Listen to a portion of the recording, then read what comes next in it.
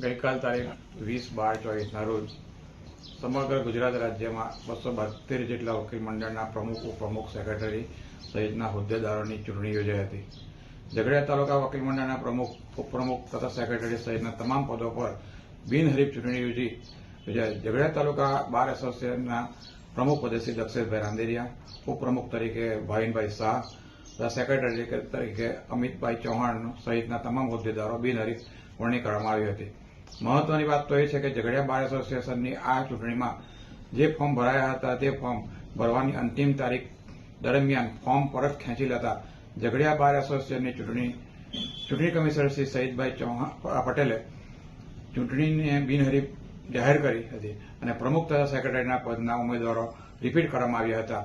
જ્યારે ઉપપ્રમુખ પદના ઉમેદવાર ભાવિનભાઈ શાહ સામે ભરવામાં આવેલ ફોર્મ પણ અંતિમ સમયે પાછા ખેંચી લેવામાં આવતા ઉપપ્રમુખ તરીકે બિનહરીફ જાહેર કરવામાં આવ્યા હતા. ચૂંટણી અંગેની તમામ પ્રક્રિયા પૂર્ણ થયા બાદ ઝઘડિયા તાલુકા સિવિલ કોર્ટના પ્રાંગણમાં વકીલો દ્વારા ફટાકડા ફોડી તેમજ પેંડા વેચી નવનિયુક્ત હોદ્દેદારોના અભિનંદન આપી ફુલહાર પહેરાવી તેમજ પુષ્પગુચ્છ આપી સન્માન કરવામાં આવ્યા હતા. ગઈ તારીખ 16/12/24ના રોજ ઝઘડિયા જેઆઈડીસી વિસ્તારમાં ઝારખંડની એક 10 વર્ષની સગીર બાળા પર જે જધન્ય દુષ્કૃત્ય આચરવામાં આવેલું છે અને તેના આજુબાજુના વિસ્તારમાં ઘણા દુઃખદ પ્રત્યાઘાતો પડેલા છે.